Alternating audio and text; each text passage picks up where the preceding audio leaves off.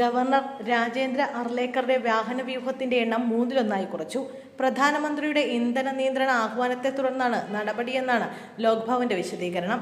വാഹനവ്യൂഹത്തിൽ 9 വാഹനമുണ്ടായിരുന്നത് 6 ചുരുക്കി. വാഹനവ്യൂഹത്തിൽ നിന്ന് ഒരു എസ്കോർട്ട് വാഹനവും 2 സ്റ്റെപ്പിനി വാഹനങ്ങളുമാണ് ഒഴിവാക്കിയത്. പുതിയ സർക്കാരിന്റെ സത്യപ്രതിജ്ഞാ ചടങ്ങിലടക്കം ഇത്തരത്തിലായിരിക്കും ഗവർണർ പങ്കെടുക്കുക. രാജ്യത്തെ ഇന്ധന ഉപഭോഗം കുറയ്ക്കാനുള്ള ശ്രമങ്ങളുടെ ഭാഗമായി പ്രധാനമന്ത്രി നരേന്ദ്രമോദിയാണ് ഈ മാതൃക ആദ്യം മുന്നോട്ട് വെച്ചത്. തന്റെ വാഹനവ്യൂഹത്തിലെ വാഹനങ്ങളുടെ എണ്ണം കുറച്ചതിനൊപ്പം പൈലറ്റ് വാഹനങ്ങളെല്ലാം ഇലക്ട്രിക്കാക്കി മാറ്റുകയും ചെയ്തിരുന്നു.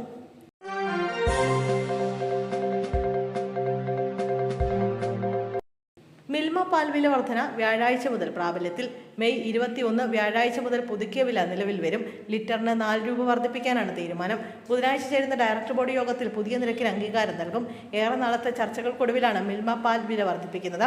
ഏപ്രിലിൽ ചേർന്ന യോഗത്തിൽ നിയമസഭാ തെരഞ്ഞെടുപ്പ് ഫലപ്രഖ്യാപനത്തിന് ശേഷം വില വർദ്ധിപ്പിക്കാൻ തീരുമാനിച്ചിരുന്നു. സർക്കുലർ റെസല്യൂഷൻ വഴി വില വർധന പാസ്സാക്കാൻ നേരത്തെ ശ്രമിച്ചിരുന്നെങ്കിലും 18 അംഗങ്ങളുള്ള ഡയറക്ടർ ബോർഡിലെ 8 പേർ മാത്രമാണ് സർക്കുലറിൽ ഒപ്പിട്ടത്.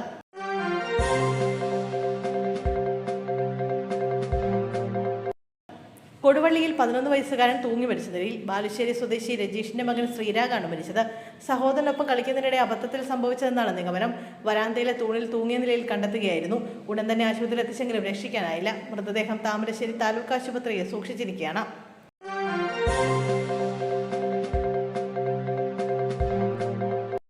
കേസിൽ നിന്ന് ഒഴിവാക്കാൻ കൈക്കൂലി.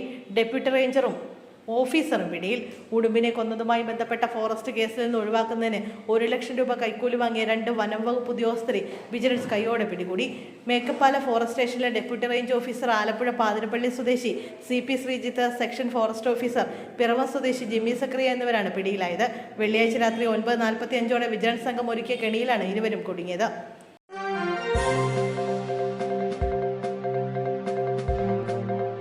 കുട്ടികളെ തട്ടിക്കൊണ്ടുപോകാൻ ശ്രമം. വെള്ളറട കാരക്കോണത്ത് 8-4 വയസ്സുള്ള കുട്ടികളെ തട്ടിക്കൊണ്ടുപോകാൻ ശ്രമം. ഓട്ടോറിക്ഷയിലെത്തിയ 50 വയസ്സ് തോന്നിക്കുന്ന സ്ത്രീയാണ് വീട്ടുമുറ്റത്ത് കളിച്ചുകൊണ്ടിരുന്ന സഹോദരങ്ങളായ കുട്ടികളെ ഓട്ടോയിൽ പിടിച്ചു കയറ്റാൻ ശ്രമിച്ചത്. ഓട്ടോ കാരക്കോണം ഇരട്ടക്കുളത്തിന് സമീപത്തെ ട്രാൻസ്ഫോമറിന് സമീപം പ്രധാന റോഡിൽ നിർത്തിയിട്ട ശേഷമാണ് തൊട്ടടുത്ത വീട്ടിലെത്തി കുട്ടികളുടെ കയ്യിൽ ബലമായി പിടിച്ച് ഓട്ടോയ്ക്ക് സമീപത്തേക്ക് കൊണ്ടുപോകാൻ ശ്രമിച്ചത്.